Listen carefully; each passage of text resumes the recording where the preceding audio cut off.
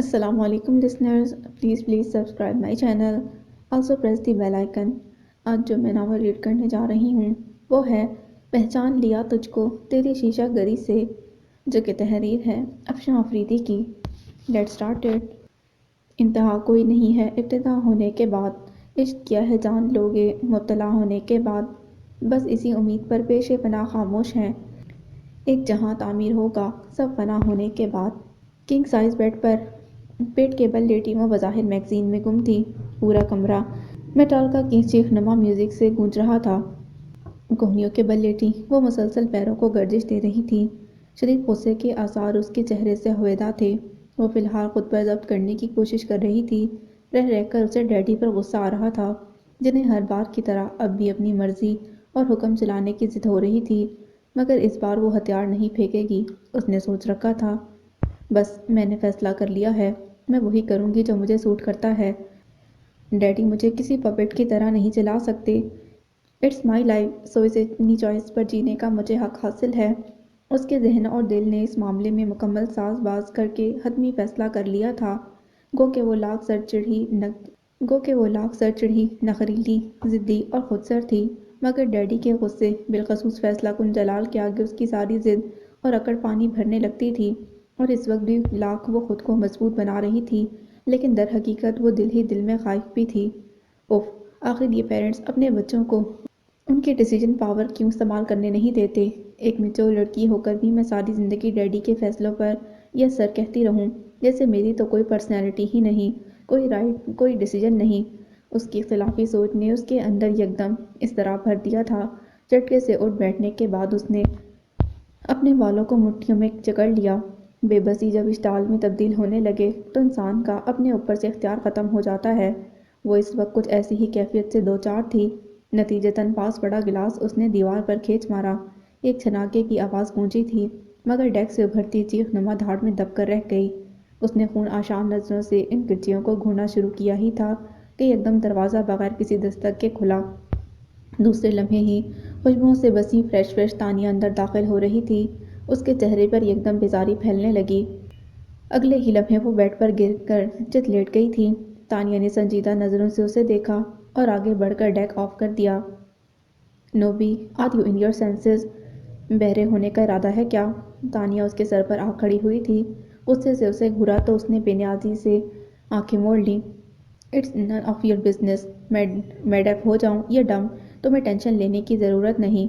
चुप करो तुम्हारे इसी बिहेवियर की वजह से अंकल इतने टेंस हैं। पूरे घर को परेशान कर रखा है तुमने।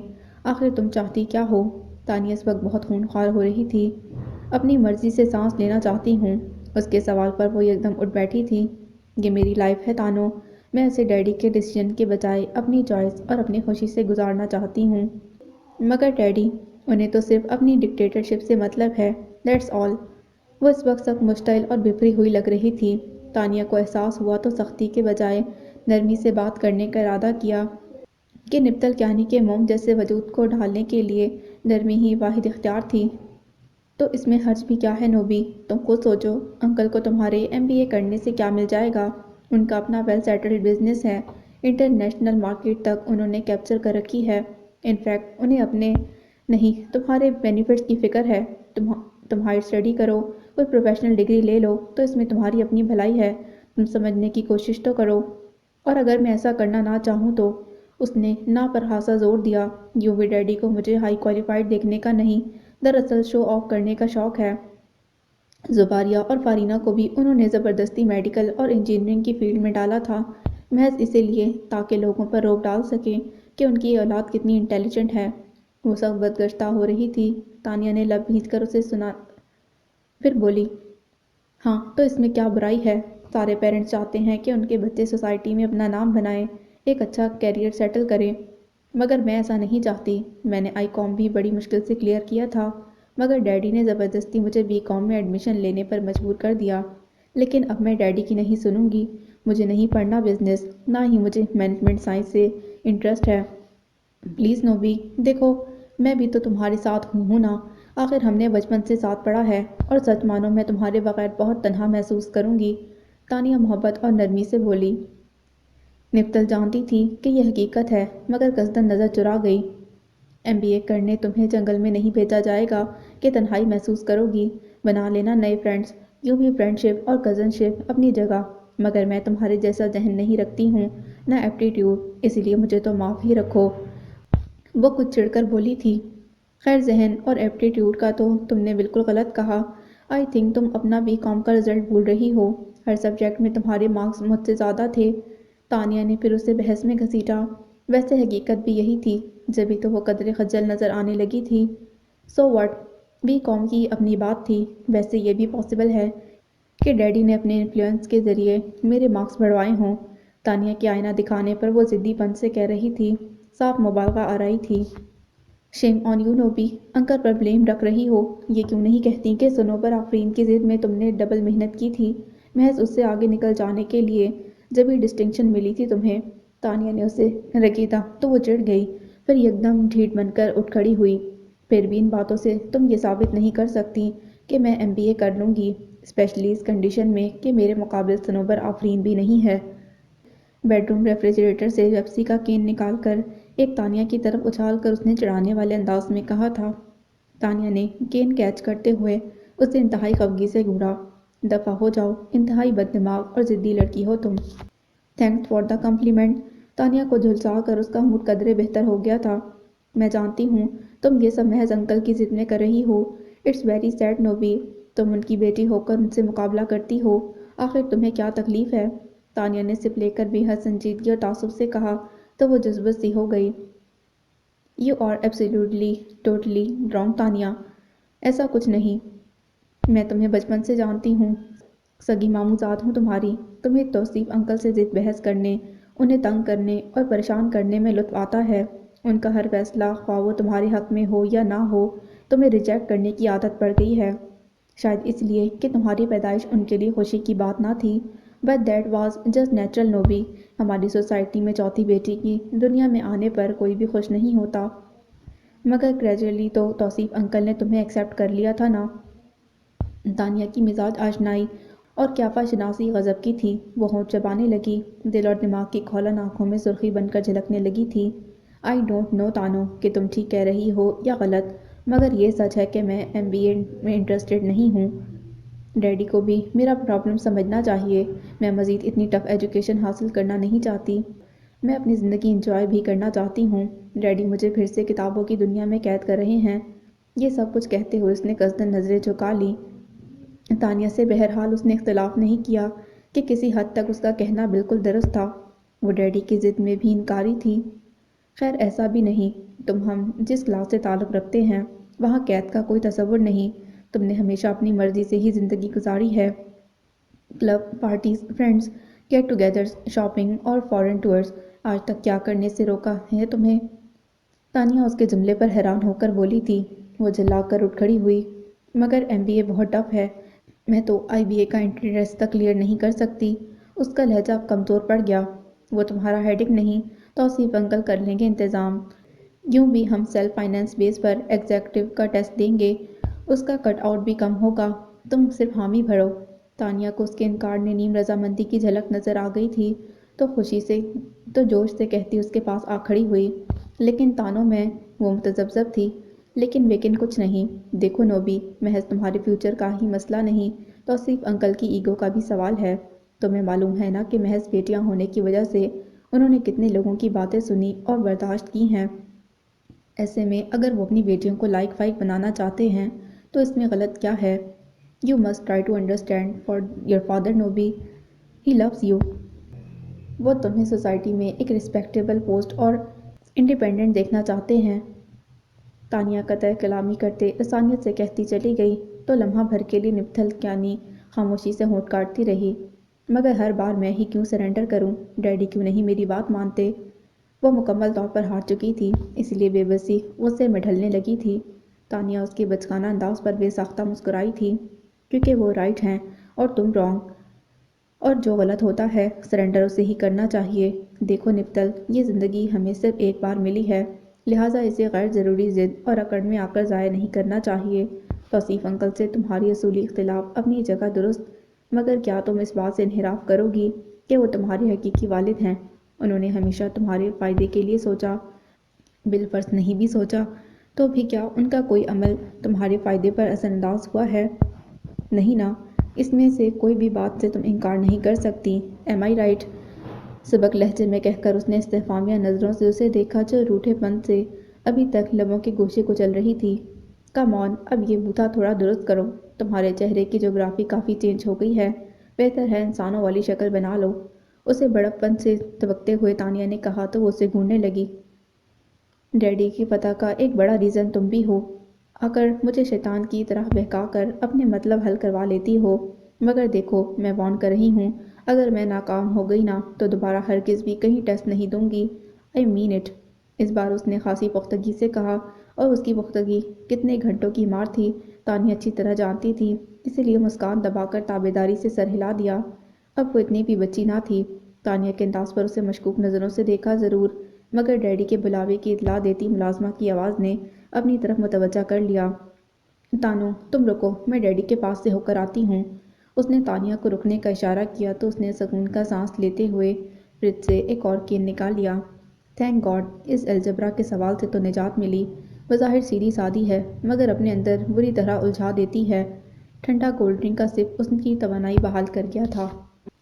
پھر وہی ہوا جو توصیف کیانی نے چاہا، ابھی ان دونوں کا بی کام فائنل کا رزلٹ بھی آؤٹ ہوئے دیر نہیں ہوئی تھی کہ ایک اور امتحان کی تیاری نے انہیں الجھا دیا۔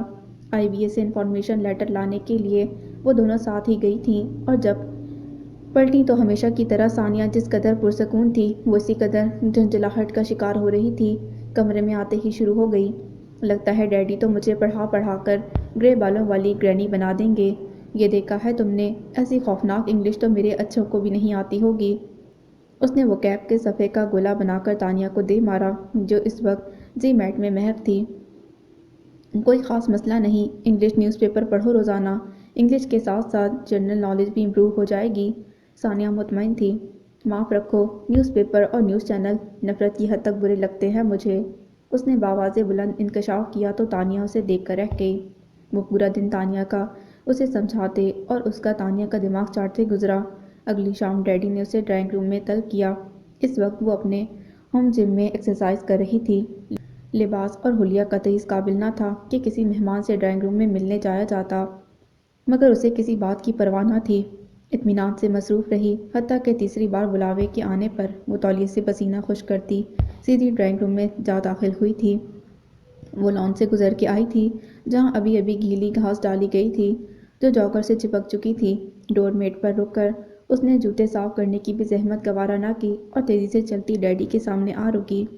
توصیف کیانی کی جو ہی نظر اس پر پڑی، غصے اور ندامت سے ان کا چہرہ سرخ پڑ گیا۔ پیچ کلر کی اسکن ٹائٹ ٹی شرٹ کے ساتھ بلیک ٹائٹس میں ملبوس اس کا پسینے سے بھیگتا وجود صاف چھپنے بھی نہیں سامنے آتے ہی نہیں مکمل کی تفسیر تھا۔ لان کی گھاس اس کے نقش قدم بناتی اس کے پاس آ جمی تھی۔ سٹرکنگ شدہ بال لچھوں کی صورت ادھر ادھر جھول رہے تھے۔ یس ڈیڈی، یو کالڈ می؟ ان کے احکامات سے بے نیاز وہ بڑی تابعداری سے پوچھ رہی تھی۔ توصیف کیانی نے مہمان سے نظر بچا کر اسے انتہائی خوشمگی نظروں سے دیکھا، بے ساختہ سی مسکراہٹ اس کے لبوں کے گوشوں سے پھیلنے لگی۔ ان سے ملو، اعراف احمد حسن، میرے بہت اچھے فرینڈ کے بیٹے ہیں، آئی بی اے میں فریش اپائنٹمنٹ ہوا ہے ان کا، یہ تمہارے ٹیوٹر ہیں۔ بمشکل خود پر اور اپنے جلال پر قابو پاتے ہوئے انہوں نے اسے مخاطب کیا تو وہ قدرے چونک کر مڑی۔ اس کے بالکل دائیں طرف کلف زدہ کڑکڑاتے بلیک شلوار سوٹ میں ملبوس ایک وجیز سراپا صوفے پر براجمان نظر آیا تھا۔ واؤ، اس کے اندر ہی کسی نے بڑی ایمانداری سے داد دی، مگر بظاہر اس نے ڈیڈی کی طرف الجھی ہوئی نظروں سے دیکھا۔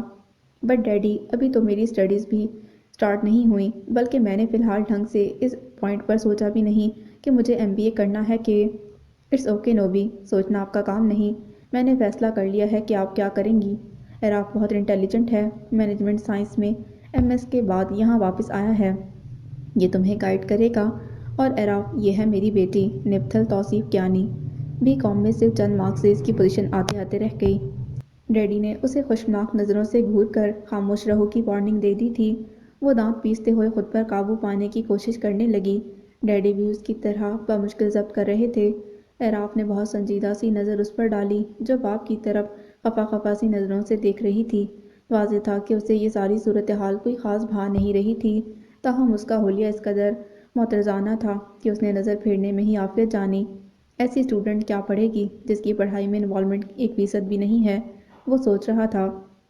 جی میں تو آئی کہ توصیف صاحب کو سمجھائے کہ زبردستی کا سودا اچھا نہیں، مگر کچھ کہنا ابس تھا۔ اپنے مرحوم والد کے تمام دوستوں کا وہ بے حد احترام کرتا تھا، بالخصوص توصیف صاحب کا، جنہوں نے ہمیشہ، حتیٰ کہ اس کے والد احمد حسن کے انتقال کے بعد بھی اسے تعلق روا رکھا تھا۔ انہیں دیکھ کر اسے اپنے پاپا یاد آ جاتے تھے۔ تاہم اس وقت وہ ایک مخمصے میں پھنس گیا تھا۔ سامنے کھڑی نپتل کیانی اسے سخت بیزاری میں مبتلا کر رہی تھی۔ بہت خوب، اچھی بات ہے، آپ سے مل کر خوشی ہوئی، اسے کہنا ہی پڑا تھا۔ سیم ہیئر، ڈیڈی کی فہمائشی نظریں محسوس کر کے اس نے بادلِ ناخواستہ کہہ کر مسافے کے لیے ہاتھ بڑھا دیا تھا۔ اعراف نے قدرے چونک کر اس کے بڑے ہوئے گداز چڈول بازو اور مخروطی انگلیوں والے ہاتھ کی طرف دیکھا۔ یک دم اس کے ماتھے کی رگیں کھنچ گئیں۔ آئی ایم سوری، میں لیڈی سے مصافحہ نہیں کرتا۔ رکھائی سے زیادہ لہجے میں سنجیدگی تھی۔ توصیف کیانی اس وقت موبائل بجنے کے باعث اس طرف متوجہ ہو گئے تھے۔ نپتل نے حیرت اور استعجاب سے پوری آنکھیں کھول کر اسے دیکھا۔ But why? سادہ سا سوال تھا، متحیر سا لہجہ۔ اعراف نے ناگواری سے اس کے چہرے پر نظر ڈالی، جہاں اشتیاق اور سوال دھرا تھا۔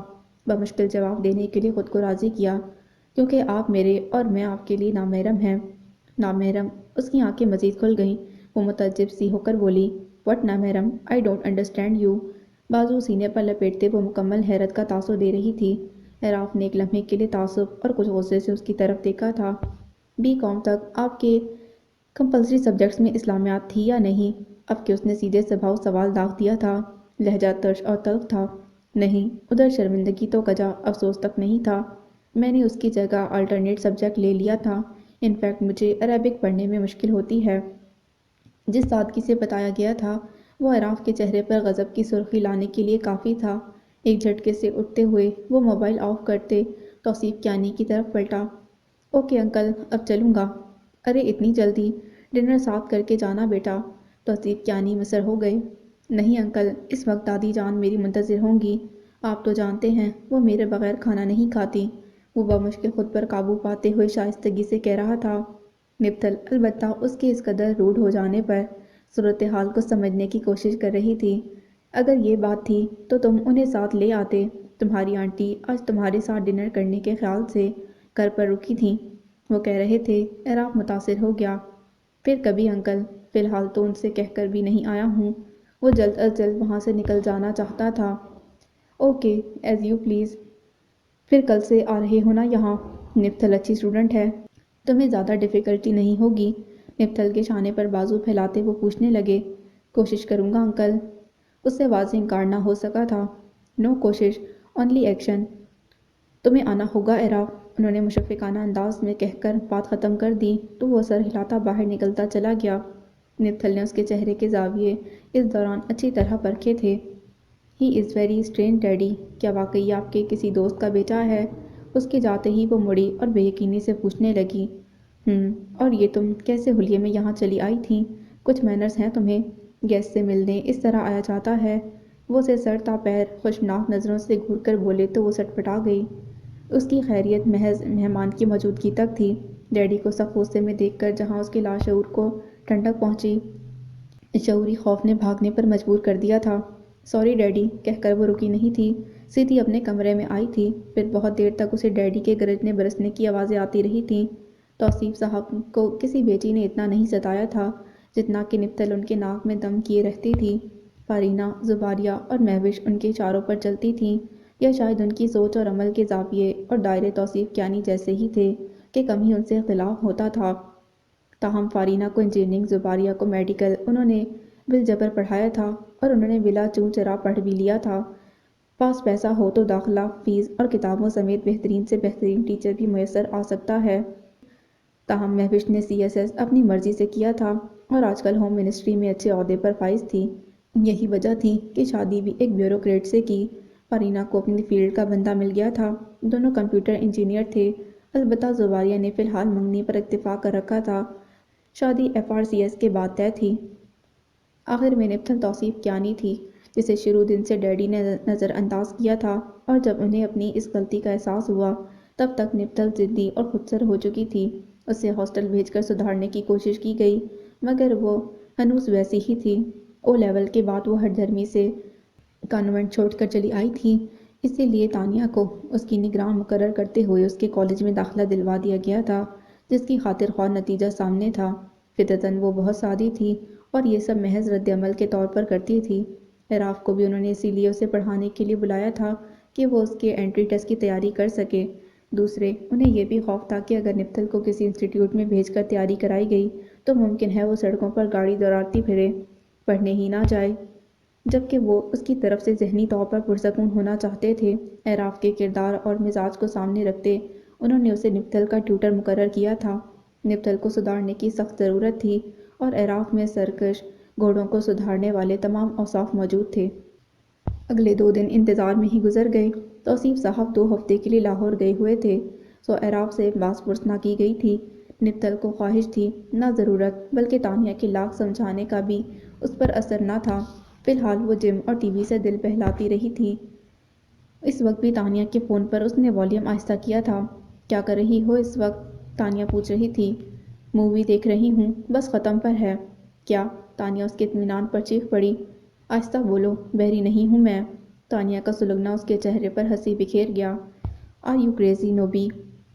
ٹھیک 3 ہفتے بعد ہمارا ٹیسٹ ہے اور تم انگلش مووی دیکھ رہی ہو؟ میں کہتی ہوں بند کرو یہ سب، نہیں تو توصیف انکل کو فون کرتی ہوں میں۔ اور وہ تمہارے ٹیوٹر صاحب کہاں غائب ہیں؟ توصیف انکل کیا جیب میں ڈال کر ساتھ لے گئے ہیں انہیں؟ تانیہ خون خوار بلی کی مانند غرا رہی تھی۔ اس نے ریموٹ کے ذریعے ٹی وی بند کر دیا۔ مجھے نہیں معلوم، میں ان کی پیے نہیں لگی۔ اعراف کا ذکر اس کے زخموں پر نمک چھڑک گیا تھا۔ اس دن کا واقعہ وہ نہیں بھولی تھی۔ حسب عادت رہ رہ کر بعد میں غصہ آتا رہا اسے، حالانکہ اس وقت محض حیرت ہوئی تھی۔ اچھا بکنا بند کرو، فوراً میری طرف آ جاؤ، نہیں تو میں آ رہی ہوں۔ تانیہ کے تیور خطرناک ہو رہے تھے۔ اس نے ایک لمحے کے لیے سوچا، گھر میں بور ہونے سے بہتر ہے کہ چلی ہی جائے۔ ممی کچھ دیر پہلے ہی اسے اسٹڈی میں چھوڑ کر گھر سے باہر گئی تھیں، جن کے جاتے ہی اس نے لاؤنج کی راہ لی تھی، مگر اب بوریت محسوس ہوئی تو فیصلہ کرتے ہوئے بولی، نہیں تم رکو، میں آ رہی ہوں۔ اپنے ہینڈ آؤٹس لیتی آنا۔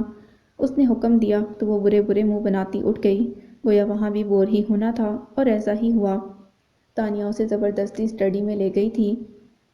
دوسرے دن خلاف توقع اعراف کی آمد کی اطلاع ملی تو اس نے کوٹ سے رسٹ واچ پر نظر ڈالی۔ شام کے 5 بج رہے تھے، یعنی شام کی بربادی ہونے والی تھی۔ وہ جم جانے کا ارادہ ترک کرتی و دیکھ کر خود کو مناتی لیونگ روم میں چلی آئی، جہاں ممی اعراف کے ساتھ چائے پیتے ہوئے باتیں کر رہی تھیں۔ ہیلو، لٹ مار انداز میں کہتی وہ ممی کے قریب جا ٹکی۔ ہیلو بیٹا، کہاں تھی تم؟ کب سے اعراف آیا بیٹھا ہے؟ ممی نے نزاکت سے اس کا گال چھوا تو وہ آئیں بائیں شائیں کرنے لگی۔ اوکے اب تم پڑھو، میں چلوں گی، اعراف مائنڈ مت کرنا۔ ممی اس سے کہتے کہتے اعراف کی طرف مڑی تو وہ سادگی سے مسکرا دیا۔ ممی کے جانے کے بعد کچھ دیر کمرے میں خاموشی گونجتی رہی، جسے اعراف نے ہی توڑا۔ پڑھنے میں کیا انٹرسٹ ہے آپ کا؟ وہ غالباً بولنے کے لیے موضوع تلاش کر رہی تھی کہ سوال کر دیا گیا تھا۔ ناگواری کی ایک لہر اس کے چہرے پر آ کر گزر گئی تھی۔ شاید 1% بھی نہیں، اس نے صاف گوئی سے کہا تھا۔ تو کیوں پڑھنا چاہتی ہیں؟ اعراف کا لہجہ واضح طور پر چپتا ہوا تھا۔ ڈیڈی کی خواہش ہے، وہ ٹھیک ٹھاک چلا گئی۔ اعراف کی بھاری آواز گونجی۔ تو چلیں سٹارٹ کریں۔ ریفرنس بک کہاں ہے آپ کی؟ وہ سنجیدگی سے بولا تو اسے اپنی حماقت کا احساس ہوا۔ فوراً اٹھ کھڑی ہوئی۔ ابھی لاتی ہوں، کہہ کر وہ غائب ہو گئی تھی۔ 10 منٹ اسی طرح گزر گئے۔ اعراف نے بے حد ضبط کرتے ہوئے تیسری بار رسٹ واچ پر نظر دوڑائی تھی، اور ابھی وہ واپس جانے کا فیصلہ کرنے ہی لگا تھا، وہ بھاگتی ہوئی چلی آئی۔ آئی ایم سوری، میرا فون آ گیا تھا۔ پھولی پھولی سانسوں کے بیچ اس نے بامشکل کہا تو اعراف کے ماتھے پر شکنیں پڑ گئیں۔ دیکھیے نپتل، میں کوئی فارغ یا بیکار آدمی نہیں ہوں کہ اس طرح آپ میرا وقت ضائع کریں۔ انکل کے کہنے پر اپنا شیڈیول بڑی مشکل سے میں نے چینج کیا ہے، ورنہ میرے پاس اتنا ٹائم نہیں ہوتا کہ ادھر ادھر ٹیوشنز پڑھاتا پھروں۔ آپ یا تو بہت لاپرواہ لڑکی ہیں یا پھر پڑھنا نہیں چاہتی۔ وہ بلا تمیز صاف اور کھردرے لہجے میں بولتا گیا۔ نپتل کو غصہ تو بہت آیا کہ اس طرح کا لہجہ سوائے ڈیڈی کے برداشت کرنے کی اسے عادت تھی، نہ ہی تجربہ، مگر اپنی زیادتی اور ڈیڈی سے شکایت ہو جانے کے خوف کے باعث لہجے پر قابو پایا۔ میں نے ایکسکیوز تو کیا ہے نا، اب کیا جان لے کے چھوڑیں گے؟ بڑا ہی بے تکا انداز تھا۔ اعراف کا پاڑا چڑھ گیا۔ یہ آپ کس ٹون میں بات کر رہی ہیں؟ کچھ مینرز ہیں آپ کو کہ نہیں؟ کیسی لڑکی ہیں آپ؟ نہ پہننے اوڑھنے کا سلیقہ ہے، نہ ترتیب اور توازن۔ اس پر اخلاق بھی ایسا کہ بندہ ساتھ سلام جھاڑ کر چلتا بنے۔ دیکھیے محترمہ، محض اپنے والد کی دولت کے بلبوتے پر اگر آپ اکڑتی ہیں تو یاد رکھیے یہ سہارا بہت کمزور اور بودا ہے۔ وہ تو شروع ہی ہو گیا تھا۔ نپتل کی آنکھیں ضبط کی شدت سے سرخ ہونے لگیں، دانتوں تلے لبوں کے گوشے کو چلتی وہ مشتعل سے انداز میں اس سے دکھ رہی تھی جس پر اس کے انداز کا ذرا برابر اثر نہ تھا۔ مائنڈ یو میڈم، میں بدتمیزی برداشت کرنے کا قطعی قائل نہیں ہوں۔ اعراف کا لہجہ ناقابل برداشت حد تک توہین آمیز اور رعونت زدہ ہو گیا تو وہ بھی برداشت نہ کر سکی۔ اور میں بھی اتنی باتیں سننے اور برداشت کرنے کی عادی نہیں۔ آپ ڈیڈی کے فرینڈ کے بیٹے ہیں، اسی لیے لحاظ کیا، ورنہ میری بدتمیزی ابھی آپ نے دیکھی نہیں۔ یوں بھی آپ میرے ٹیچر ہیں، ہسبینڈ نہیں کہ مجھے میری غلطیوں پر ڈانٹیں۔ بنا سوچے سمجھے بولنے کی تو اس کی پرانی عادت تھی، مگر اعراف کو اس کا آخری جملہ کسی تازیانے کی طرح لگا تھا، گویا اسے صاف جتایا جا رہا تھا کہ رشتہ داری نہیں، محض تعلق داری ہے، سو اس کا لحاظ زیادہ دیر کا نہیں۔ آپ اس کا تحمل جواب دینے لگا، جس بے باکی اور بے فکری سے وہ اتنی بڑی بات کہہ گئی تھی۔ اعراف کا چہرہ سرخ پڑ گیا تھا، اسے سن کر شدید جلال کے عالم میں اٹھ کھڑا ہوا۔ جانے کے لیے ابھی قدم بڑھائے ہی تھے کہ اسے احساس ہوا کہ وہ کیا کر گئی ہے، مگر معذرت کرنے کا تو سوال ہی پیدا نہیں ہوتا تھا، لہٰذا جھنجھلائے ہوئے لہجے میں عقب سے پکار کر بولی، کہاں جا رہے ہیں؟ ڈیڈی نے آپ سے مجھے پڑھانے کے لیے کہا تھا۔ جس دن پڑھنا ہو انکل سے کہہ دیجیے گا، وہ کسی اور کا انتظام کر لیں گے۔ وہ معاف کرنے کا قطعی روادار نہیں لگ رہا تھا، انتہائی سرد اور خشک لہجے میں کہتا تیزی سے دہلیز پار کر گیا اور وہ ہونٹ کاٹتی رہ گئی۔ ڈیڈی کی متوقع ڈانٹ سے بچنے کا واحد حل اسے یہی نظر آیا کہ ممی سے بات کی جائے، کیونکہ 3 دن بعد وہ واپس آنے والے تھے۔ تو اپنا سارا غصہ اور بیزاری ایک طرف ڈال کر وہ ممی کے پاس چلی آئی، گو کہ دل سے اسے اپنی غلطی کا اتنا افسوس بھی نہ تھا، مگر بس ڈیڈی کا خوف حاوی تھا۔ آخر کب تم سدھرو گی نوبی؟ کوئی نہ کوئی مشکل کھڑی کرتی رہتی ہو۔ تمہیں اندازہ ہے کہ تم مجھے اور توصیف کو کس قدر ٹینس کرتی ہو؟ ممی تو سنتے ہی ہتے سے اکھڑ گئی تھیں۔ وہ کان دبا کر سنتی رہی کہ ڈیڈی کے برسنے سے ممی کا گرجنا بہتر تھا۔ میں نے کہا تو ہے سوری، ان سے بھی کہا تھا۔ صاف جھوٹ بولا، کیا کرتی؟ ان کی بات پر اتنا غصہ آ گیا کہ حد نہیں۔ آپ کو نہیں معلوم ممی، انہوں نے مجھے کتنی باتیں سنائی تھیں۔ اپنی بے گناہی میں وہ بہت کچھ کہنا چاہ رہی تھی کہ انہوں نے ٹوک دیا۔ میں تمہیں اچھی طرح جانتی ہوں، تمہاری حرکتیں ہی ایسی ہیں کہ بندہ اپنا ٹیمپر لوز کر جائے۔ فرسٹ ٹائم تم جس طرح ملی تھی اعراف سے، بتایا تھا توصیف نے مجھے۔ ممی کا لہجہ اور نگاہیں دونوں سخت تھیں۔ وہ قطعاً شرمندہ نہ ہوئی، ڈھیٹ پن سے کھڑی ان کی سنتی رہی، پھر بیزاری سے بولی، وہ سب ٹھیک ہے ممی، مگر اب کچھ کریں؟ ڈیڈی کو واپس آ کر اگر یہ سب پتہ چلا تو؟ So what that make difference to you? تمہیں تو اپنی فضول ایکٹیویٹیز جاری رکھنے سے انٹرسٹ ہے، چاہے ہمیں کتنی ہی شرمندگی اٹھانی پڑے۔ وہ غصے سے بولی تو وہ جھلا کر مایوسی سے پیر پٹکتی باہر چلی گئی۔ ممی سے کہنے پر بھی کوئی فرق نہیں پڑا تھا، مسئلہ جوں کا توں تھا۔ ایک دن اور اسی طرح گزر گیا۔ اب جو کچھ کرنا تھا اسے ہی کرنا تھا۔ ناچار ڈیڈی کے روم سے جا کر اعراف کا نمبر تلاش کیا اور ابھی اسے فون کر ہی رہی تھی کہ ملازم کی تکلیف نے وہ اس کے کمرے تک چلا آیا تھا، چہرے پر سختی اور جلال دھرا تھا۔ اسے اچانک سامنے پا کر وہ سارا غصہ بھول کر بے ساختہ خوش ہو گئی۔ سر آپ آ گئے، میں ابھی آپ کو ہی کال۔ یکدم اسے احساس ہوا تو دانتوں تلے زبان داب لی۔ اعراف کا موڈ خاصا آف تھا، اسی لیے نظر انداز کر کے صوفے پر بیٹھ گیا۔ یقیناً ممی نے اسے کال کر کے بلایا تھا۔ کمال ہے، اس دن کا غصہ اب تک باقی ہے۔ بڑبڑاتے اس نے بیڈ روم ریفریجریٹر سے ٹھنڈی کولڈ ڈرنک نکالی اور اس کے پاس چلی آئی۔ لیجیے سر۔ اعراف نے کچھ چونک کر نظر اٹھائی تو دوسرے ہی لمحے اس کے چہرے پر مزید تناؤ آ گیا۔ ان فارمیلٹیز میں پڑھنے کی ضرورت نہیں، کتابیں لاؤنج میں لے آئیں۔ وہ نخوت سے بولا تو وہ اپنے خوشگوار موڈ کی بدولت کندھے اچکاتی کتابوں کے ریک کی طرف بڑھ گئی۔ پھر وہ دن نسبتاً بہتر گزر گیا۔ اعراف کے موڈ کے پیش نظر وہ خاموش اور سنجیدگی سے پڑھتی رہی۔ اس کی دلچسپی محسوس کر کے دھیرے دھیرے سے اعراف بھی نارمل ہو گیا تھا۔ اگلا ایک ہفتہ کافی تیزی سے گزرا تھا۔ توصیف صاحب نے واپسی پر اسے مصروف دیکھ کر سکون کا سانس لیا تو خلاف عادت وہ خوش سی ہو گئی، ورنہ ہر مرتبہ تو انہیں پریشان کر کے اسے کوئی خاص ضرور ملتا تھا۔ اعراف کے پڑھانے کا انداز تھا کہ اس نے پڑھنے میں دلچسپی لینی شروع کر دی۔ تانیہ خاصی حیران مگر مطمئن تھی، وہ خلاف معمول فرما برداری سے پڑھائی میں لگ گئی تھی۔ نپٹل کے ذہن کی پرواز اتنی تھی ہی نہیں کہ ڈیڈی کے اس فیصلے کی جڑ تک پہنچ پاتی، بس یہی سمجھا کہ اعراف کی قابلیت سے متاثر ہو کر ڈیڈی نے اسے اس کا ٹیوٹر منتخب کیا ہے، جبکہ دوسری طرف اعراف کے لیے اسے برداشت کرنا ایک معرکہ ہی تھا۔ لباس سے لے کر مزاج تک کوئی قدر بھی ایسی نہ تھی جو مشترک ہوتی یا قابل برداشت گردانی جاتی۔ اسے تو حیرت ہوتی کہ آخر نپتل کی تربیت کس نہج پر کی گئی تھی۔ کوئی احساس اسے چھو کر نہیں گزرتا تھا۔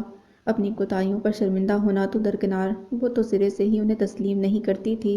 بات پہ بات بحث کی عادت بھی پختہ تھی، اور سب سے ناقابل برداشت اس کی بے فکری اور لاؤبالی پن تھا۔ وہ تو اپنی نسوانیت کے وقار تک سے مبرا نظر آتی تھی۔ کیا کہنا چاہیے، کسے کہنا چاہیے اور کیسے کہنا چاہیے، ان تین نکتوں پر تو غالباً کبھی سوچنے کی زحمت اور ضرورت محسوس ہی نہیں کی گئی تھی۔ تاہم اسے یہ بات مان لینے میں کوئی عذر مانے نہیں تھا کہ بلا شبہ وہ ذہین تھی، جینیس تھی، مگر اپنی تمام صلاحیتیں محض منفی راہ میں ضائع کرنے پر تلی ہوئی تھی۔ غالباً اپنے والد کی ضد میں اس روز بھی کچھ ارتھمیٹکس کے مختلف پرابلمز حل کرتے کرتے وہ دونوں ہی تھک گئے تھے۔ سر میں کافی لاؤں؟ بلیو می، بہت تھکن محسوس کر رہی ہوں۔ بالآخر نپتل نے سر اٹھا کر لجاجت سے کہا تو اس نے سر ہلا دیا۔ آج انسٹی ٹیوٹ میں پڑھا پڑھا کر ویسے بھی ذہن کو شل محسوس کر رہا تھا۔ وہ اٹھ کر چلی گئی تو اس نے صوفے کی بیک سے پشت ٹکا کر آنکھیں موند لیں۔ ذرا دیر میں طرح طرح کی سوچیں ذہن میں آ سمائیں اور اسے وقت گزرنے کا پتہ بھی نہیں چلا، حتیٰ کہ وہ چلی آئی۔ ہیلو ہیلو، کافی لیجیے سر، چمچے سے پرچ بجاتے ہوئے نپتل بولی تو اس نے آنکھیں کھول کر بے ساختہ اسے دیکھا۔ حسب معمول وہ انتہائی باریک لباس میں ملبوس تھی۔ اس نے نظر جھکا کر لب بھینچ لیے اور کافی کے سپ لینے لگا۔ کافی میں نے خود بلینڈ کی ہے سر، ہوپ فلی آپ کو پسند آئے گی۔ اس کے چہرے سے عیاں ہوتے جلال سے قطع نظر وہ بڑے اطمینان سے اس کے مقابل بیٹھ گئی تھی۔ جواباً وہ خاموشی سے سپ لیتا رہا۔ کافی اچھی تھی۔ کپ واپس کرتے ہوئے وہ قدرے مسکرا دیا۔ مقصد اس کی حوصلہ افزائی کرنا تھی جو اس کے تبصرے کی منتظر بیٹھی تھی۔ تھینک گاڈ آپ کو اچھی لگی۔ تانو فضول میں ہمیشہ ہی برائی کرتی ہے۔ ویسے سر آپ خود بہت اچھے ہیں، میں نے آپ جیسے مہربان لوگ بہت کم دیکھے ہیں۔ I am really impressed by you. خوش ہو کر کہتے کہتے وہ کچھ سنجیدہ ہو چلی تھی۔ اعراف نے قدرے چونک کر اس کی طرف دیکھا جس کے چہرے پر سادگی اور سنجیدگی رقم تھی۔ وہ خاموش رہا تو وہ کچھ جھجکتے ہوئے کہنے لگی، ویسے سر آپ نے میرے اس دن والے مس بیہیو پر مجھے ایکسکیوز تو کر دیا ہے نا، میں ریئلی اس دن بہت ہارش ہو گئی تھی، I'm sorry for that. اس کے توقع کے برعکس وہ معذرت کر رہی تھی۔ اعراف کے لبوں پر مبہم سی مسکراہٹ تیر گئی۔ اٹس آل رائٹ، غلطی پر نادم ہو جانا ہی اصلاح کی پہلی سیڑھی ہے۔ آئی ہوپ آئندہ آپ کیئرفل رہیں گی۔ اس کا انداز مربیانہ تھا۔ ہوپ سو، ان فیکٹ مجھے غصہ بہت جلدی آ جاتا ہے، اور سچ تو یہ ہے کہ میں پڑھنا نہیں چاہتی تھی، اسی لیے سارا غصہ آپ پر نکال دیا۔ بعد میں مجھے بہت افسوس بھی ہوا، مگر آپ میری توقع سے زیادہ اچھے نکلے۔ میں سمجھی تھی ڈیڈی کے دوست کے بیٹے ہوں گے تو پھر ڈیڈی کی ہی طرح کے ہوں گے۔ وہ صاف گوئی سے کہہ رہی تھی، لہجے میں ہلکا سا طنز بھی تھا۔ اور آپ کے ڈیڈی کیسے ہیں؟ ڈکٹیٹر، فیوچر لارڈ اور انتہائی روڈ قسم کے۔ گو کے روڈ آپ بھی لگتے ہیں، مگر اتنے ہیں نہیں۔ یہ سارا پروفیسری کا چکر ہے، بندے کو روک ڈالنے کی عادت پڑ جاتی ہے۔ وہ بڑے شگفتہ موڈ میں تھی۔ اعراف بے ساختہ مسکرا دیا۔ تو گویا آپ نے واقعی میرا ہرٹنگ رویہ دل سے بھلا دیا۔ چلیے اسی بات پر ہاتھ ملائیں۔ اس کی مسکراہٹ پر وہ چہکنے لگی تھی، پھر ایک دم ہی کچھ خیال آیا تو ہاتھ واپس کھینچ لیا۔ او سوری، میں بھول گئی تھی، نامحرم۔ ہونٹوں پر پھیلنے والا تبسم بمشکل دباتے ہوئے اس نے کہا تو اعراف سنجیدہ ہو گیا۔ نامحرم پر خاصا زور دیا گیا تھا۔ چلیے آج جی کے ڈسکس کر لیتے ہیں۔ یک دم وہ ہینڈ آؤٹس کی طرف متوجہ ہوا تو وہ بھی خالی کپ اٹھا کر اٹھ کھڑی ہوئی اور بڑے بے تکلف انداز میں بالکل اس کے پہلو میں آ بیٹھی۔ انداز میں بے پرواہی تھی۔ ایک سیکنڈ میں اس کے قریب ٹکتے ہوئے اس نے اپنی کونی اعراف کے گھٹنے پر ٹکا کر چہرہ میز پر رکھے نوٹس پر جھکا دیا تھا۔ اعراف کو قطعاً اندازہ نہیں تھا کہ وہ یوں آ بیٹھے گی۔ یکلخت وہ پیچھے ہٹا۔ مس نپتل، واٹ از دس؟ اپنی سیٹ پر واپس جائیے۔ اس قدر خشونت سے بھرا قہر ڈھاتا لہجہ تھا کہ وہ ہڑبڑا کر پیچھے ہٹی۔ اعراف کی شرربار نظریں اس پر تھیں۔ بے ساختہ اس نے زبان سے سوکھے لبوں کو تر کیا۔ واٹ ہیپن سر؟ اس کی لائٹ براؤن چہکتی آنکھیں حیرت سے کشادہ ہو گئی تھیں۔ میں نے کہا کہ اپنی سیٹ پر جائیے، یہ کوئی طریقہ ہے کسی میل کے ساتھ بیٹھنے کا؟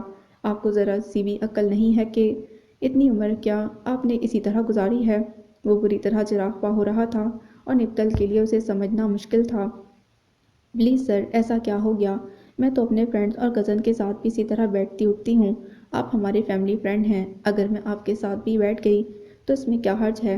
آفٹر آل میں آپ کی کوئی فارمل اسٹوڈنٹ تو نہیں، نہ ہی یہ کوئی اسکول یا کالج ہے۔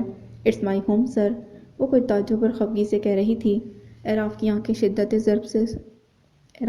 شدت ضبط سے سرخ ہونے لگی تھیں، گویا یہ غلطی کا احساس نہیں، نہ اس کے نتائج کا علم۔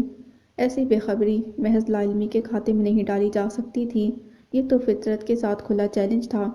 آئی نو کہ یہ آپ کا گھر ہے، مگر اس کا مطلب یہ نہیں کہ آپ عقل اور خود کو ہاتھ سے جانے دیں۔ دیکھیے مس نبتھل، زندگی اس طرح نہیں گزاری جا سکتی جس طرح آپ جی رہی ہیں۔ فطرت کے قانون کو سمجھیں اور اپنی اصلاح کریں۔ یاد رکھیں، مرد اور عورت جب تنہا ہو تو ان کے درمیان صرف شیطان ہوتا ہے۔ Do you understand this?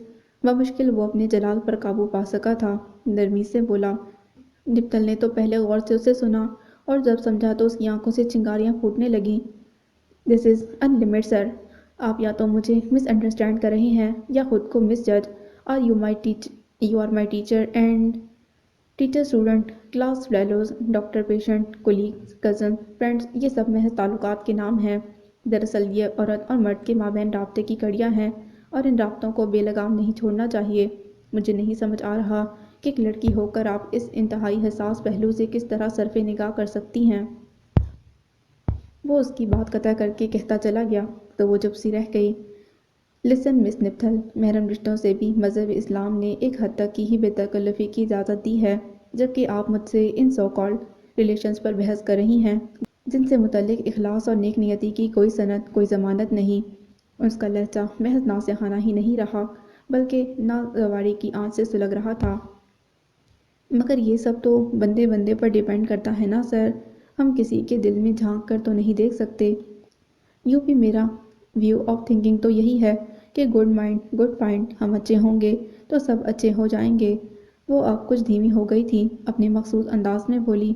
یہ محض خام خیالی ہے آپ کی، کسی فینٹیسی میں رہتی ہیں آپ۔ سانپ کی فطرت ڈسنا ہے تو ڈسے گا ہی، خواہ آپ اسے دودھ ہی کیوں نہ پلائیں۔ انسانی فطرت کو اللہ تعالیٰ نے جس مخصوص سانچے میں ڈھالا ہے، وہی اس کی آزمائش کا ذریعہ ہے۔ نفس کو قابو کرنا انتہائی مشکل ہے، اور اسے بے لگام چھوڑ کر آگ سے کھیلنے کا تماشا دیکھنا انتہائی خطرناک ثابت ہو سکتا ہے۔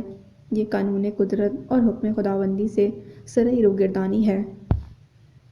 اعراف نے سختی اور اعتماد سے اس کا فلسفہ رد کر دیا تھا۔ اس کے لہجے سے عاقبت نااندیشی کا رنگ جھلکنے لگا تو نبتل جس سی ہو گئی۔ پتہ نہیں آپ کیا کہہ رہے ہیں سر، ایک میں ہی نہیں، لاکھوں لوگ اس طرح کی زندگی گزار رہے ہیں، تو کیا وہ مسلمان نہیں؟ میں نے یہ نہیں کہا، بلا شبہ بہت سے لوگ عقائد کی روح سے مسلمان ہیں، مگر عملاً وہ اس دین فطرت کی روح سے کوسوں دور ہیں۔ یوں بھی اگر دنیا کے تمام انسان کسی برائی میں مبتلا ہو جائیں تو وہ برائی اچھائی میں نہیں بدل جائے گی۔ میجورٹیز اتھارٹی کا قانون محض دنیاوی معاملات پر لاگو کیا جا سکتا ہے، دینی مسائل میں نہیں۔ غلط غلط ہے اور صحیح صحیح ہے، خواہ اس کا ماننے والا دنیا میں صرف واحد ایک ہی فرد کیوں نہ ہو۔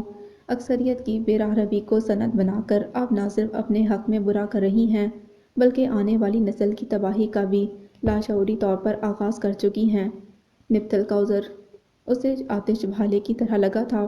مدلل لہجے میں بولا تو اس کے استدلال اور جامع نکات پر مشتمل گفتگو نبتل کو لاجواب کر گئی، مگر لاجواب ہونا قائل ہونے کی دلیل نہیں۔ شاید اسی لیے وہ کچھ اٹک کر کہنے لگی، پلیز سر، آپ مجھے مس انڈرسٹینڈ کر رہے ہیں۔ میں کوئی ایکسکیوز پیش نہیں کر رہی، محض یہ بتا رہی تھی کہ آج کے اس ہائی ٹیک دور میں، اس کمپیوٹر ایج میں ایسی باتیں کون سوچتا ہے؟ لوگوں کے پاس اتنا ٹائم نہیں کہ اس مشکل میں پڑ کر رہ جائیں۔ آج مرد عورت ساتھ مل کر شانہ بشانہ کام کر رہے ہیں، اگر وہ سب اس طرح سوچنے لگیں تو woman freedom of speech and work کا تو کانسیپٹ ہی ختم ہو جائے، اس کنٹری کی پروگریس رک جائے گی۔ نبتل کا انداز سادہ تھا، تو یہ کانسیپٹ آیا کہاں سے ہے؟ سوسائٹی کی بیلنس کیا ہے؟ ملک کی ترقی میں مرد عورت کے کردار کی اصل تعریف کہاں گم ہو گئی ہے؟ کچھ جانتی ہیں آپ محترمہ، یہ مرد عورت کے شانہ بشانہ کام کرنے کا تصور در حقیقت ان آزاد اور ترقی یافتہ، درپردہ، بے راہ رو اور انحطاط پذیر معاشرے سے کسی وائرس کی طرح ہمارے معاشرے میں سرایت کر گیا ہے، جو اسلام سے دور ہیں۔ معاشرے کا توازن مرد عورت کی فطری ذمہ داریوں کو پورا کرنے کا نام ہے۔ عورت کا کام ہے گھر میں رہ کر گھر کی دیکھ بھال کرنا اور بچوں کی اچھی تربیت کرنا، جبکہ کسب معاش مردوں کا شعبہ ہے۔ عورت کو گھر سے باہر کھینچ کر لانا آپ کے نزدیک ترقی پسندی ہوگی؟ جبکہ میں اسے عاقبت ناندیشی اور فطرت کی خلاف ورزی گردانتا ہوں۔ وہ الگ بات کہ اگر کسی عورت کے لیے کوئی کمانے والا نہیں اور اسے جاب کرنی پڑے یا اپنے شوہر کی ہیلپ کرنی ہو۔ دھیمے لہجے میں وہ انتہائی مدلل انداز اختیار کیے ہوئے تھے۔ نپتل نے کچھ حیرت سے اس کی طرف دیکھا۔ یہ فلسفہ انداز فکر اسے ایک لمحے کو شبہ ہوا کہ واقعی یہ شخص ایم ایس ہے جس کی ساری زندگی اسی شہر میں گزری ہے، جس نے یورپ سے ڈگریاں لے رکھی تھیں۔ تو گویا آپ کا مطلب عورت کو گھر میں ایک ڈسپوزیبل ٹشو کی طرح پھینک دینا چاہیے، اس کی صلاحیتوں اور ذہانت کو زنگ لگا دینا چاہیے، محض اسے فیملی بڑھانے کی مشین سمجھ کر اسے اور اس کی تعلیم کو میل شاونزم کے گھٹیا فلسفے تلے دبا دینا چاہیے۔ How conservative are you? مجھے تو یقین نہیں آ رہا سر کہ آپ نے اس سینچری میں آنکھ کھولی ہے۔ حیرت اور ناگواری اس کے لہجے سے ہی نہیں، چہرے سے بھی عیاں تھی۔ اس صدی میں آنکھ کھولنے کا مطلب یہ تو نہیں کہ انسان اپنے مذہب کو دقیانوسی سمجھ کر رد کر دے۔ کیا آپ کو علم نہیں کہ مذہب اسلام قیامت تک کے لیے انسانوں کے لیے لازم کر دیا گیا ہے؟ قرآن میں رب کریم کا ارشاد ہے، آج کے دن ہم نے تمہارا دین مکمل کر دیا اور تم پر اپنی نعمت کو تمام کر دیا۔ تو وہ دین جو تکمیل پا چکا، آپ اس کی کس قسم کی تبدیلی کے منتظر ہیں؟ رضانت سے کہتے اس نے حتم الامکان تن سے پرہیز کیا تھا۔ نپتل جذبت سی ہو گئی تھی، پھر بھی ہار نہ مانتے ہوئے بولی، شاید آپ کا وے آف تھنکنگ ٹھیک ہی ہو، مگر جیسے جیسے سوسائٹی اپنی ویلیو بدل رہی ہے، تھوڑی بہت تو ایڈجسٹمنٹ کرنی ہی پڑے گی، نہیں تو ہم بالکل آئسولیٹ ہو کر رہ جائیں گے۔ مذہب اور گھر کی ڈیکوریشن میں فرق ہوتا ہے میڈم۔ مذہب میں ایڈجسٹمنٹ نہیں کی جاتی، یہ گھر کی سجاوٹ نہیں ہے کہ فیشن کے حساب سے اسے تبدیل کرایا جائے، بلکہ ہمیں اپنی لائف سٹائل دین کے مطابق ایڈجسٹ کرنا ہوتا ہے۔ رہ گئی الگ رہ جانے اور اکیلے ہو جانے کی بات، تو جس کے ساتھ خدائے بزرگ و برتر ہے اسے دنیا کی پرواہ نہیں کرنی چاہیے۔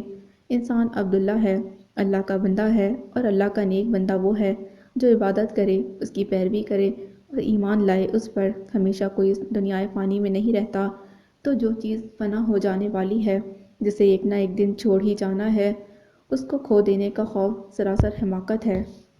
وہ پھر اسے مدلل انداز میں رد کرتا گیا، میں حتی الامکان کوشش کر کے اپنے مذہب پر قائم ہوں، تو کیا دنیا کو میں نے یا دنیا نے مجھے چھوڑ دیا ہے؟ اب کہ وہ کڑے لہجے میں پوچھ رہا تھا۔ نپتل نے قائل ہوتے ہوئے نظر جھکا لی، تاہم چہرے سے بیزاری جھلک رہی تھی۔ اعراف نے چند سیکنڈ اس کے چہرے کو بغور دیکھا، پھر سر جھٹک کر رسٹ واچ پر نظر ڈالی اور اٹھ گیا۔ کہاں چلے؟ نپتل نے چونک کر پوچھا۔ میرا خیال ہے آج کے لیے اتنا ہی کافی ہے، اگر آپ سمجھیں تو فی الحال میرا جانا ہی بہتر ہے، وہ ایک دم بے تاثر لہجے میں کہتا دروازے کی طرف بڑھا تو نپتل ڈھیلے ڈھیلے قدموں سے چلتی اس کے پیچھے چلی آئی۔ اللہ حافظ، وہ پلٹا۔ بائے سر، رسمی مسکراہٹ اس کے لبوں پر سجائی تو اعراف رک گیا۔ جاتے جاتے ایک بات اور کہوں نپتل، لفظ عورت کے معنی ہیں پردہ کرنے والی چیز، عورت ڈھکی ہوئی ہی اچھی لگتی ہے۔ ایک حدیث نبی صلی اللہ علیہ وآلہ وسلم کا مفہوم ہے، لباس پہننے کے باوجود برہنہ نظر آنے والیاں، یعنی انتہائی باریک لباس پہننے والیاں، خود کو مردوں کی جانب مائل کرنے اور مردوں کو اپنی جانب مائل کرنے والیاں نہ تو جنت میں داخل ہو سکیں گی اور نہ اس کی خوشبو سونگھ سکیں گی، حالانکہ جنت کی خوشبو 500 سال کی مسافت تک پہنچتی ہے۔ اس نے بڑی حلاوت سے کہنا شروع کیا تھا، یہ بہت بڑی وعید ہے اگر غور کیا جائے۔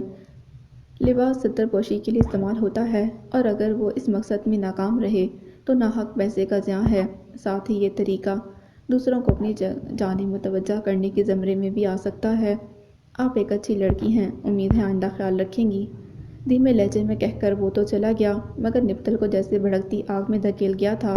یقیناً اس پر ہی چوٹ کی گئی تھی، وہ بری طرح سلگ کر رہ گئی۔ دھڑ دھڑ کرتی جس وقت اپنے کمرے میں آئی، اس کے اعصاب بری طرح چٹخ رہے تھے۔ ڈیم اٹ اسٹوپڈ، اپنے آپ کو سمجھتے کیا ہیں؟ بہت نیک ہیں، وارثہ ہیں، لیکچر جھاڑتے ہیں، حدیثیں سناتے ہیں، ایک ایک کر کے چیزیں کارپیٹ پر پھینکتے ہوئے وہ حسب معمول اپنا غصہ نکال رہی تھی کہ بے ساختہ ڈریسنگ ٹیبل کے آئینے پر نظر پڑی۔ آئس بلو کلر شیفون کے شلوار سوٹ اور نیٹ کے دوپٹے میں ملبوس وہ واقعی ڈھک کر بھی ڈھکی ہوئی نہیں لگ رہی تھی۔ باریک کپڑے اور ہلکے نفیس رنگ نے اس کی گندمی رنگت بآسانی جھلکا رکھی تھی۔ یکدم احساس ندامت سے اس کی نظر جھک گئی، غصے سے تنے اعصاب ڈھیلے پڑ گئے، گویا کہ اعراف نے غلط نہیں کہا تھا۔ اس طرح کے لباس پہننے کی وہ عادی تھی، اور جب کبھی شاپنگ وغیرہ پر جانا ہوتا بہت سے بیہودہ تبصرے بھی سننے کو ملتے تھے، مگر وہ لوفروں کی عادت سمجھ کر سر جھٹک دیتی، کبھی یہ جاننے کی کوشش ہی نہیں کی کہ خود اس نے ایسے لوگوں کو بڑھاوا دینے کا حوصلہ آزما رکھا ہے۔ ترغیب کے لیے عملاً جو کچھ کیا جا سکتا ہے اس میں سے نصف فیصد تو وہ کرتی ہی تھی۔ فیشن کے نام پر عریاں لباس اور ماڈرنزم کے نام پر بے راہ روی کی تو وہ خود قائل تھی۔ اس پر مستزاد بناؤ سنگھار اور ادا و انداز وہ کسی زاویے سے بھی پیچھے نہیں رہتی تھی، بلکہ سچ تو یہ تھا کہ صنف مخالف سے ملنے والی داد اور تحسین اسے اچھی بھی لگتی تھی، اپنے حلقے میں اس کی ایک پہچان تھی۔ مگر آج اعراف کے لبوں سے نکلنے والے آتشی جملے مانند ناگ اس کے ذہن اور دل پر لپٹ گئے تھے۔ ایک دم وہ زہر آلود ہونے لگی تو سامنے پڑی پرفیوم کی شیشی ڈریسنگ ٹیبل کے آئینے پر کھینچ ماری۔ نتیجتاً ذرا دیر میں اس کا عکس چھوٹی چھوٹی کرچیوں میں اتر آیا اور پورا کمرہ مہک اٹھا تھا۔ اگلے روز اعراف خاصی تاخیر سے آیا تھا۔ کچھ کل کے غصے اور کچھ آج کی خوف نے اسے ٹھیک ٹھاک مشتعل کر رکھا تھا۔ تانیہ کے ساتھ ٹینس کی پریکٹس کا پروگرام تھا جو پورا ہوتا نظر نہیں آ رہا تھا۔ جس وقت اعراف پہنچا وہ ٹہل ٹہل کر اپنے غصے کو کم کرنے کی کوشش کر رہی تھی، جو اسے سامنے سے آتا دیکھ کر مزید بڑھ گیا تھا۔ اعراف خاصی اطمینان سے اندر داخل ہوا تھا۔ ہیلو سر، آج سورج کچھ دیر سے نہیں طلوع ہوا۔ گلاس ڈور دھکیلتے ہی اس کا کرارا لہجہ سننے کو ملا تھا۔ اعراف کی پیشانی پر شکنیں پڑ گئیں۔ خاصی ناگواری سے نظر اٹھائی تو وہ کل جیسے ہی لباس میں ملبوس نظر آئی، لان کے ایپل گرین کلر سوٹ میں، گلے میں دوپٹے کی رسی لٹکائے، آتشی چہرے سمیت وہ دعوت نظارہ دے رہی تھی۔ آئی ایم سوری، دادی کی طبیعت کچھ ٹھیک نہیں تھی، اسی لیے میں لیٹ ہو گیا۔ آپ کو فون کیا تھا مگر آپ کا موبائل غالباً آف ہے، وہ جواباً اس نے بھی سخت لہجے میں کہا تھا۔ وہ جذب سی ہو گئی۔ خیال آیا صبح تانیہ کے بار بار کال کرنے پر اس نے ہی غصے سے موبائل آف کر کے تکیے کے نیچے ڈال دیا تھا، لیکن دوسرے فون پر بھی تو میسج دیا جا سکتا تھا نا، یہ سوچ کر وہ اور چڑھ گئی۔ بٹ فار یور انفارمیشن سر، میرا ایک عدد لینڈ لائن فون بھی ہے۔ آپ کو اندازہ نہیں کہ آپ کی وجہ سے میں کتنی بور ہوئی۔ ڈیڈی مجھے ایک دن کی ٹیوشن مس نہیں کرنے دیتے۔ میرا پروگرام تھا آج تانیہ کے ساتھ ٹینس کا، تنزیہ کہتے وہ جھلا گئی۔ Your programmes is not my headache. رہ گیا فون تو آپ اوپر جا کر دیکھ لیں، وہ بھی ان پلگ ہوگا۔ اعراف کا موڈ ناخوشگواریت کی حد تک خراب ہو چکا تھا۔ کل کی نصیحتوں کا اس پر اثر دیکھ کر اسے تعصب بھرے جلال نے آ گھیرا تھا۔ نپتھل کے لیے اس کے کھردرے لہجے کو برداشت کرنا مشکل ہو گیا، مگر ڈیڈی اور خود اس کے غصے سے خائف ہو کر خاموشی سے بیٹھ گئی تھی۔ تاہم دونوں طرف تیور ناخوشگوار ہی رہے۔ اسی کشیدگی میں کچھ دن اور آگے سرک گئے۔ اعراف نے اس دن کے بعد سے اسے کسی بات کے لیے نہ ٹوکا۔ نصیحت کو قبول کرنے والا دل اس کے پاس تھا ہی نہیں شاید۔ نصیحت تو نصیحت، اس پر تو قرآنی احکام تک کا اثر نہیں تھا۔ کیا مصیبت ہے تمہیں نوبی؟ مجھے بہت تھکن ہو رہی ہے، گھر جانا ہے مجھے۔ تانیہ نے ایک بار پھر دہائی دی، مگر نپتل پر اثر نہ تھا۔ بس یہ آخری سیٹ اور کھیل لوں تانو، پھر چلتے ہیں۔ وہ منرل واٹر کی بوتل ہونٹوں سے لگاتے ہوئے پھولی پھولی سانسوں سمیت بولی تھی، ہرگز نہیں۔ پچھلے 1 گھنٹے سے تم یہی کہہ رہی ہو، بس میں جا رہی ہوں۔ اوفو، آخر مصیبت کیا ہے تمہیں؟ پاپا کی کال دوبارہ آ چکی ہے۔ ارم کی فلائٹ کا ٹائم ہو گیا ہے، مجھے اس کو ریسیو کرنے جانا ہے۔ تمہیں تو معلوم ہے کہ وہ کس قدر پروٹوکول کانشیس ہے۔ بہن کا ذکر کرتے تانیہ فکر مند تھی۔ اوکے دفع ہو جاؤ، وہ خفگی سے بولی۔ چابی دو اپنی، میری گاڑی تو تمہارے گھر پر ہے، تم فرح کے ساتھ آ جانا۔ اس کی خفگی کتنے گھنٹوں کی مار تھی تانیہ کو علم تھا، اس لیے مسکراتی ہوئی آگے بڑھ گئی۔ مختصر وقفے کے بعد کھیل پھر شروع ہو چکا تھا۔ آخری سیٹ جیتنے تک وہ تندہی سے کھیلتی رہی تھی۔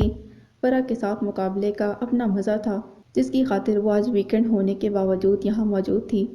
ویل ڈن نپتھل، آج تو بہت زبردست کھیلا تم نے، فرح باوجود شکست کے ستائشی لہجے میں بولی تھی۔ ٹینس کھیلنے کا اصل مزہ ہی تمہارے ساتھ ہے، تولیے سے پسینہ خشک کرتی وہ بہت خوش تھی۔ مجھے بھی ایسا ہی فیل ہوتا ہے، فرح مسکرائی۔ بائی دا وے، اب کیا ارادے ہیں؟ بس یار گھر جاؤں گی، آج تو بہت تھک گئی ہوں۔ اوکے تو پھر میرے ساتھ چلو، تانیہ تو تمہاری کار لے گئی۔ تھینکس، چلو پھر۔ اسپورٹس بیگ کی زپ بند کر کے اس نے اس بات میں سر ہلایا اور فرح کے ساتھ ٹینس کورٹ سے باہر نکل آئی۔ آپس میں باتیں کرتی وہ دونوں جب ٹینس کورٹ نمبر 5 کے پاس سے گزریں تو وہاں لوگوں کا ہجوم دیکھ کر نپتل حیران رہ گئی۔ لگتا ہے یہاں بہت انٹرسٹنگ گیم ہو رہا ہے، جبھی تو اتنی آڈینس موجود ہے۔ ہر سنڈے یہاں 2 بہت زبردست ٹینس پلیئر کا ٹینس میچ ہوتا ہے، 5 سیٹ کا، ریئلی واچیبل۔ فرح نے اس کی معلومات میں اضافہ کیا تو وہ دلچسپی سے سنتے ہوئے اس کے ساتھ کورٹ نمبر 5 تک چلی آئی، اور وہاں پہنچ کر جس چیز نے اسے حیران کیا وہ تھی کورٹ میں اعراف کی موجودگی۔ یہ ہے اعراف احمد حسن، زبردست ٹینس پلیئر، اور وہ بلال زمان ہے۔ فرح نے ذرا فاصلے پر تندہی سے کھیلتے اعراف کی طرف اشارہ کیا تو وہ مروب ہو کر مسکرا دی۔ واقعی وہ شاندار انداز میں کھیل رہا تھا۔ نپتل متاثر ہوئے بنا نہ رہ سکی۔ کتنی ہی دیر گزر گئی، اعراف 5 میں سے 2 سیٹ جیت چکا تو فرح اٹھ کھڑی ہوئی۔ لگتا ہے آج بھی اعراف ہی جیتے گا۔ آج بھی سے مطلب اکثر وہی جیتا ہے، بلا شبہ اتھارٹی ہے اسے ٹینس پر۔ فرح بہت مروب تھی، اسی لیے ہر سنڈے کو آتی ہوں یہاں۔ کھیلنے کے علاوہ سیکھنے کو بھی بہت کچھ ملتا ہے۔ آئی سی، لیکن اب مجھے چلنا ہوگا، دیر ہو رہی ہے۔ آج تو دونوں ہی فارم میں ہیں، ٹائم لگے گا گیم ختم ہونے میں۔ تمہیں کیا جلدی ہے؟ بیٹھو نا، کتنا انٹرسٹنگ گیم ہے۔ نپتل جانے کو تیار نہ تھی۔ نہیں یار، 7 بجے پاپا کو اپنی کار واپس چاہیے ہوتی ہے، ان کا بلیٹ کلب جانے کا ٹائم ہوتا ہے یہ۔ فرح رسٹ واچ پر نظر دوڑاتے معذرتی لہجے میں بولی۔ اوکے تو تم جاؤ، میں گھر سے ڈرائیور بلا لوں گی۔ آر یو شور؟ فرح نے پوچھا تھا۔ یس آئی ایم۔ اس کا تمام دھیان کھیل میں تھا، لہٰذا فرح مسکرا کر اپنے راستے ہو لی۔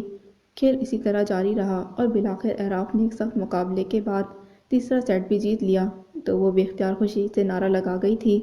واو، زبردست! وہ واقعی متاثر ہوئی تھی۔ باقی لوگ بھی دونوں کو سراہ رہے تھے۔ گیم ختم ہوا تو دھیرے دھیرے بھیڑ چھٹنے لگی۔ اسے یکدم دیر ہو جانے کا احساس ہوا تھا۔ ابھی ممی کو کال کرنے کا قصد کر ہی رہی تھی کہ سامنے سے آتے اعراف کو دیکھ کر مسکرا دی۔ اعراف نے بھی اسے دیکھ لیا تھا۔ یو آر امیزنگ سر، آپ اتنا اچھا ٹینس کھیلتے ہوں گے، مجھے بالکل اندازہ نہ تھا۔ اس کے قریب آنے پر وہ شائستہ لہجے میں بولی تھی۔ شانوں سے نیچے جاتے خمدار بالوں کی موٹی سی پونی جھلاتے ہوئے وہ اسے تفاخر سے دکھ رہی تھی۔ آپ یہاں کیسے؟ اس کی تعریف کے جواب میں سنجیدگی سے سوال کیا گیا۔ کچھ دن پہلے جو اس نے بدتمیزی کی تھی وہ ابھی اعراف کے ذہن سے محو نہیں ہوئی تھی۔ میں ہر فرائیڈے یہاں ٹینس کھیلتی ہوں، مگر آج فرح نے زبردستی بلا لیا تھا، لیکن اچھا ہوا، بہت انٹرسٹنگ گیم دیکھنے کو ملا آپ کا۔ جواباً وہ مزے سے بولی تھی۔ تھینکس، وہ مروتاً مسکرا دیا، پھر اسے اطمینان سے کھڑا دیکھ کر سوال کیا۔ بائی دا وے، گھر نہیں جانا ہے آپ کو؟ آئی واز اباؤٹ ٹو لیو سر، مگر آپ کا گیم دیکھنے رک گئی تھی، بس اب جانے ہی لگی ہوں۔ اس کے کہتے ہی اسے یاد آیا کہ اسے ممی کو فون کرنا ہے اور ہاتھ میں پکڑے سیل فون سے کال ملانے لگی۔ انفیکٹ تانیہ میری گاڑی لے گئی ہے، وہی بلانے لگی تھی، بلکہ کیا آپ مجھے میرے گھر تک رائڈ دے سکتے ہیں؟ ممی کے سیل پر بیل جا رہی تھی۔ اس نے رک کر سوال کیا۔ میرے راستے میں پڑے گا آپ کا گھر، بیٹھیے۔ رسٹ واچ پر نظر دوڑاتے اس نے قدرے آف موڈ میں کہا تھا، مگر نپتل نے گویا محسوس ہی نہ کیا اور سر ہلا کر اس کے ساتھ والی سیٹ پر آ بیٹھی۔ تھینک یو سر، ویسے آپ کب سے ٹینس کھیل رہے ہیں؟ کار کے روڈ پر آتے ہی اس کا انٹرویو شروع ہو چکا تھا۔ بے فکری اس کے مزاج کا حصہ تھی۔ کافی ٹائم سے کھیل رہا ہوں، اعراف نے مختصر جواب دیا تھا۔ آپ کے سٹائل کو دیکھ کر لگتا بھی ہے، اتنی اچھی ٹینس دیکھ کر بہت اچھا لگا مجھے، وہ ایک جذب سے کہہ رہی تھی۔ ویکنڈ پر پڑتی بھی ہیں یا محض کھیل کر ہی وقت گزارا جاتا ہے؟ مگر اس سے پہلے کہ وہ مزید کوئی استفسار کرتی، اعراف نے مخاطب کر لیا تھا اسے۔ سوال ایسا تھا کہ اس کا منہ بن گیا۔ تھوڑا بہت پڑھ بھی لیتی ہوں سر، اسی شرط پر تو تانیہ میرے ساتھ یہاں آنے پر راضی ہوئی تھی۔ وہ پکی بک ورم ہے، آپ کو پتہ نہیں اس کا، ڈیڈی کی طرح جان کو ہٹلر ہو جاتی ہے وہ۔ ہاں تو کمیٹڈ ہونا بھی اچھی بات ہے، جواباً اعراف نے متانت سے کہا تو وہ خاموش ہو رہی، مگر جو ہی سڑک کے کنارے چنے والا نظر آیا تو بے اختیار چلا اٹھی۔ گاڑی روکیں سر، پلیز گاڑی روکیں۔ کیا ہوا ہے؟ سب خیریت تو ہے؟ اعراف نے پریشان ہو کر گاڑی کو بریک لگائے تو وہ میں ابھی آئی کہہ کر تیزی سے کار سے نکل گئی۔ واپس لوٹی تو ہاتھ میں بنے ہوئے چنوں کا لفافہ تھا۔ اعراف کے کشیدہ تیوروں کے برعکس وہ چہرے پر جوش لیے واپس آ کر بیٹھی تو بہت خوش لگ رہی تھی۔ تھینک یو سر، انفیکٹ مجھے ریڑھی پر بکنے والے بھنے چنے بہت پسند ہیں، آپ بھی لیں۔ نو تھینکس، اعراف کا انداز خشک تھا۔ روڈ پر ٹریفک کے دھوئیں میں بکنے والی چیزیں بہت ان ہائیجینک ہوتی ہیں، مت کھایا کریں ورنہ طبیعت خراب بھی ہو سکتی ہے آپ کی۔ وہ حسب سابق سنجیدہ تھا۔ وہ تو ہے سر، مگر ٹیسٹ بہت اچھا ہوتا ہے ان کا، جتنا غلیظ اتنا لذیذ، یہ محاورہ تو سنا ہی ہوگا نا آپ نے۔ وہ ازلی بے فکری سے بولی تو اعراف نے اسے بہت سنجیدگی سے دیکھا۔ صحت اللہ کی نعمتوں میں سے ایک نعمت ہے، اس کی قدر کرنی چاہیے ہمیں۔ اس وقت ہسپتالوں میں لیٹے کتنے ہی لوگ ہیں جو اللہ سے صحت مانگ رہے ہیں، اور آپ ہیں کہ آپ کو اس کی کوئی پرواہ ہی نہیں۔ نہیں، ایسا نہیں ہے۔ آئی ڈو کیئر، مگر جسٹ فار انجوائمنٹ۔ کبھی کبھی تھوڑا بہت لاپرواہی تو چلتی ہے نا سر۔ حسب عادت اس نے اختلاف کرنا ضروری سمجھا تھا۔ کیا انسان کو انجوائے کرنے کا ذرا بھی حق نہیں؟ آف کورس حق ہے، مگر اس انجوائمنٹ کی کاسٹ کیا ہے یہ ہمیں ضرور دیکھنا ہوگا۔ وہ رسان سے بولا تھا۔ آپ لائف کو اتنا سیریس کیوں لیتے ہیں؟ حسب سابق لاجواب ہونے کی صورت میں نپتل نے سوال ٹاپ دیا تھا۔ اسی لیے کہ زندگی میں بہت قیمتی شے ہے، اس کو نان سیریسلی گزارنا بہت بڑی نادانی ہے۔ آپ کو بھی چاہیے کہ زندگی میں ملنے والی ہر نعمت کی قدر کریں۔ جواب میں اس کا لہجہ خفگی کا تاثر لیے ہوئے تھا۔ کار سٹارٹ کرتے اس کے چہرے پر جو تاثرات تھے انہوں نے نپتل کو خفیف کر دیا تھا۔ جواباً وہ سر جھٹک کر بھنے ہوئے چنوں سے لطف اندوز ہونے کے ساتھ ساتھ سیل پر آنے والے کسی میسج کا جواب ٹیکسٹ کرنے لگی تھی۔